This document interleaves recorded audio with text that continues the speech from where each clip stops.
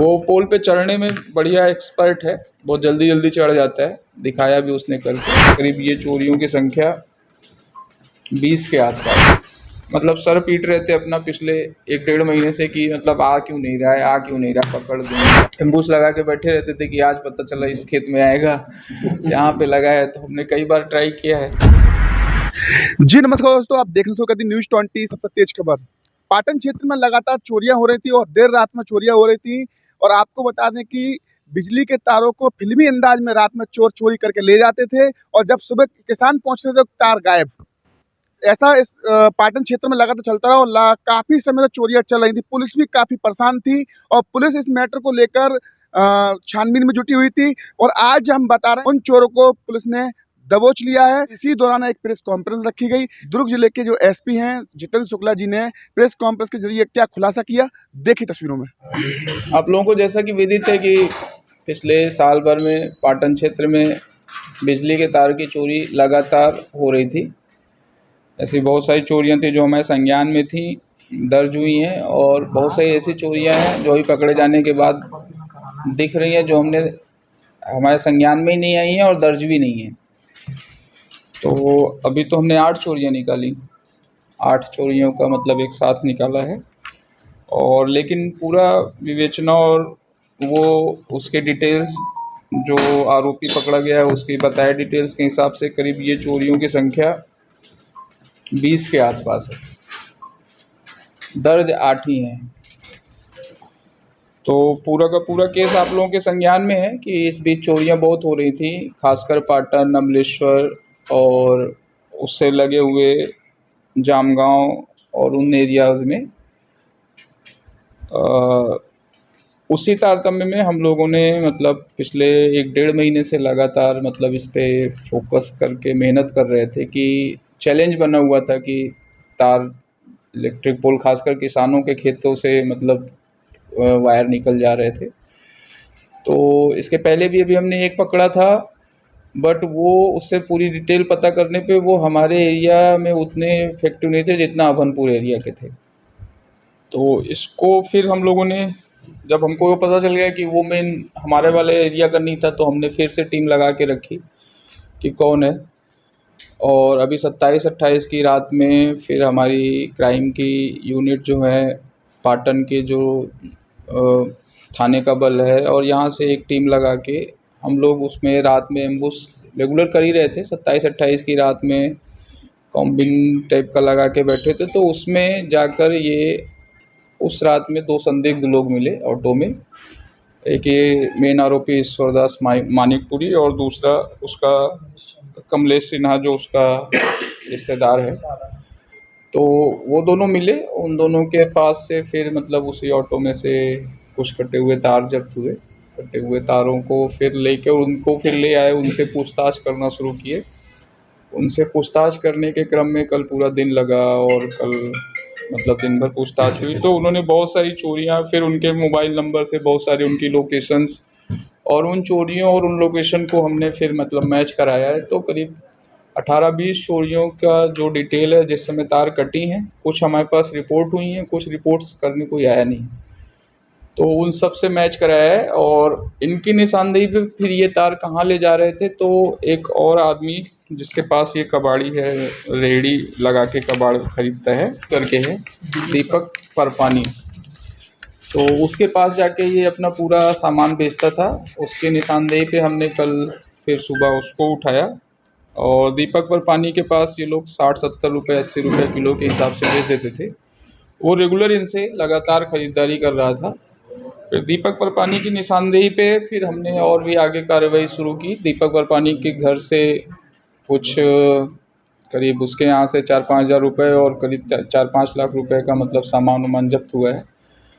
और उसके निशानदेही पे फिर कि वो कहाँ बेच रहा था, तो रायपुर के एक और कबाड़ी के यहाँ से मतलब हमने वो छापा मारा। उसके यहाँ से जब्ती तो कुछ नहीं हुई, बट मेमोरेंडम में जो इसने बताया दीपक परपानी ने कि वो जो राकेश डागा है उसके यहाँ वो ले जाके बेचता था। वो 120-130 रुपये किलो में वो बिक्री होती थी, मतलब 70-80 में ये खरीदता था और फिर वो ले जाके 120-130 रुपये में बेचता था। तो उसकी निशानदेही पे उसको भी उठा के ले आए। उसके पास से जब्ती तो हालांकि हमारे पास बहुत सेटिस्फैक्ट्री नहीं हुई, क्योंकि उसने सारे सामान बेच दिए थे। बट उन चारों को फिर अरेस्ट करके आज रिमांड में पेश किए हैं, और अभी बता रहे हैं कि जैसे उनका जेल भेज दिया गया है, तो अभी उनका जेल रिमांड मिल गया है। वो अभी शायद यहाँ पे ले आएंगे तो आपको फ़ोटो भी मिल जाएगी। तो टोटल 4 आरोपी गिरफ्तार किए गए हैं इसमें। ईश्वर मानिकपुरी, दीपक सिन्हा, दीपक परपानी, कमलेश सिन्हा, दीपक परपानी और राकेश डागा। राकेश डागा। ओके सर, ये दीपक जो है, परवानी है जो, ये कहाँ का है, कबाड़ी बेसिक? दीपक परपानी बेसिकली आमा सिवनी रायपुर के आसपास का अपार्टमेंट का है। ये दोनों नीचे के जो खरीदार हैं वो रायपुर के हैं। 2006-7 में मतलब तार चोरी में ही ये गिरफ्तार हुआ है, लेकिन बाकी तीनों के लिए कोई डिटेल नहीं है। टोटल कितने का माल मिला सर? ईश्वर भी कुम्हारी में ईवीआर चलाता है, इलेक्ट्रॉनिक व्हीकल जो है उसका चलाता है। टोटल कितने का माल जब्त हुआ सर? टोटल जो जब्ती है हमारे पास मतलब ऑटो सब लेकर 5-5.5 लाख रुपए की जब्ती है। सर ये तार का बंडल जब रोड पे लेकर रायपुर जाते होंगे तो उसको कट कर देते हैं, छोटा कट करके फिर बोरी में रखते हैं, तो मतलब इसलिए पता नहीं चल पाता है। सर पिछले बार एक चोरी के मामले में सीएससीबी के पेटी कॉन्ट्रैक्टर का भी नाम सामने आया जो परिवहन में शामिल था। क्या इसमें भी परिवहन की उसका उपयोग किया गया? नहीं, अभी तक तो ऐसा कुछ नहीं है। मतलब ये एकदम फ्रेश केस ऐसा दिख रहा है जिसमें इंडिपेंडेंट सिर्फ तार टारगेट ही करके चोरी कर रहा है। वो पोल पे चढ़ने में बढ़िया एक्सपर्ट है, बहुत जल्दी चढ़ जाता है, दिखाया भी उसने करके। और उसको पता है कि मतलब स्विच कहाँ है, वो पहले स्विच निकाल के वो बिजली का ऑलमोस्ट मतलब वो चोरी पहले से ही 2006-7 में भी रहा है, तो उसको पता है। तो यही 4 लोग थे अभी तक, इसमें और कोई और अन्य का इन्वॉल्वमेंट नहीं। 18 से 20 चोरी की वारदातों को अंजाम दिया है। 20 तक तो है, 20 तक की तो डिटेल है। लगभग 7 से 8 हुई। इस साल का 8 रिपोर्ट है। अभी पिछले तक साल में भी एफआईआर थे। हमारे पास टोटल 14 की एफआईआर है, मतलब 8 की तो भी हमने कंफर्म कर ली है, 5-6 और हैं हमारे पास, तो उसमें इन्वॉल्वमेंट भी है इनकी। इसके अलावा भी 5-6 और हैं जिसमें वो बोल रहा है कि मैं था, लेकिन हमारे पास रिपोर्ट एफआईआर नहीं है। नहीं, जुडिशियल रिमांड दिए, हमारी पूछताछ खत्म हो गई है, हमको जरूरत सर नहीं। ये पूरी चोरियां पाटन क्षेत्र की है, उसी ग्रामीण क्षेत्र? हाँ, मतलब इसमें जो गांव लिखे हैं पाटन, अमलेश्वर और जामगांव एरिया के हैं। रूही, भठेना, रसनारा, आमापेंड्री, सांतरा, कुंडा, पंदर, गुजरा, चीचा, केतखार, तो ये उसी गांव के उसी तरफ के एरिया के हैं। तो अच्छा चीज़ इसमें ये है कि ये काफ़ी चैलेंजिंग था। हम लोग बहुत मतलब सर पीट रहे थे अपना पिछले 1-1.5 महीने से कि मतलब आ क्यों नहीं रहा, पकड़ क्यों नहीं पा रहे हैं। चैलेंज बना हुआ था क्योंकि चोरियां छोटी ही हैं, 20,000-22,000 की रात भर में चोरियां हैं, बट परेशानी जो है किसानों की वो बहुत बड़ी है। क्योंकि एक बार अगर उनका वो बंद हो जा रहा है पंप, तो उसके बाद फिर तार लगाना, फिर अगली बार तार कब उसमें इलेक्ट्रिक कब आएगी और वो आएगा, तो इससे उनको खेती में बहुत प्रॉब्लम हो रही थी। तो वो ज़्यादा चैलेंजिंग था।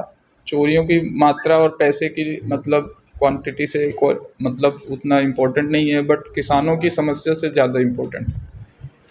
तो ये हम लोग को पता चला है, और इसमें एसएसयू की और थाने की संयुक्त जो टीम है काफ़ी मेहनत भी की है। मैंने देखा भी है, रात में 1-1, 1:30 बजे हम लोग जाके एम्बूस लगा के बैठे रहते थे कि आज पता चला इस खेत में आएगा, यहाँ पे लगा है। तो हमने कई बार ट्राई किया है। सर जहाँ नया लगता था वहीं लोग भाव बोलते थे? ऐसा नहीं है, मतलब ये सारे गांव में हुआ है। मतलब बताए ना, पिछले 1-1.5 साल में 20 के आसपास चोरियां हैं, तो उनको जहाँ मौका दिख रहा है वहाँ पे रेकी तो करते ही होंगे। रात में आता था, नलकूप का मीटर का लाइट दूर से दिख जाता है, हरे रंग का जलता हुआ, तो उसको समझ में आ जाता था कि हम बिजली फिर प्रवाहित हो गई है, तो रात में वहाँ जाके मीटर काट के फिर चोरी कर लेते थे। तो बेसिकली इस तरह का है कि मतलब मीटर का आपकी लाइट जल रही है, वो जो ग्रीन और रेड होती है ना, तो वो दिख जाता है इंडिकेटर, तो उससे उनको पता चल जाएगा कि यहाँ पे तार लगा हुआ है। रेकी जैसा नहीं है, मतलब उसको पता है कि यहाँ पे बिजली प्रवाहित हो रही है, तो उसको इजीली टारगेट मिल रहा है। आरोपी कुछ बताया था, मुख्य आरोपी की वही क्षेत्र की टारगेट है। उस क्षेत्र में नहीं पकड़ा रहा था, हौसला बुलंद था पिछले 2-3 सबसे पहले। ये क्वेश्चन मतलब वैसा ही है, मतलब कि मतलब मैं खुद भी ये देवांश और बाकी लोगों से पूछ रहा था कि नहीं तुम्हारे एरिया में क्यों हो रही है, बट इसके पहले हमने जिसको पकड़ा है वो अभनपुर एरिया का था। हमने इसी उसमें आशंका में पकड़ा कि नहीं हमारे यहाँ का निकलेगा, लेकिन हमने काफ़ी पूछताछ किया तो हमारे यहाँ की नहीं थी, हम दूसरे एरिया का पकड़े हुए थे। तो ऐसा नहीं है, मतलब हमको पता ही चल रहा है इसलिए अपने यहाँ का, क्योंकि हमारे यहाँ ही हो रहा है। दूसरे यहाँ का हमको नहीं पता चल रहा है क्योंकि हमको उससे मतलब नहीं है कि दूसरे यहाँ हो रहा होगा। जैसे खरीदारी तो सारी मतलब बिक्री तो सारी रायपुर में हो रही है, तो ऐसा नहीं है कि मतलब यहीं पे होगा। वो हो सकता है कि बाहर के भी ज़िलों में ऐसी घटनाएं हो रही हैं और उसको कोई दूसरा या यही लोग इन्वॉल्व कर रहे हो। जैसे अभी भी मैं बोला कि 6-7 चोरियों का हमारे पास रिकॉर्ड नहीं है, जो वो बोल रहा है कि हमने यहाँ पे भी किया है। तो आरोपी साइकिल में आता था कुछ क्या? रेकी करने के लिए मुख्य आरोपी जो है। नहीं, रेकी जैसा नहीं है, वो लोग आते थे टारगेट करके और वो वैसे ही कर रहे थे। कितना केजी तार चोरी की हुई?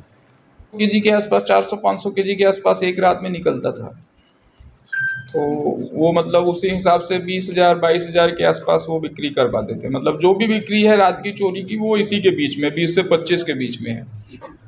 ये बंडल उठा लेते थे सर 400 केजी। छोटा छोटा करके एल्युमिनियम कट कर दिए, आप एक बोरी में रख के 30-40 केजी, एक बोरी में 30-40 केजी करके ले जाके कर दिए। ये 4 जने 2 जने इन्वॉल्व थे इसमें। राकेश दागा का कोई और व्यवसाय है?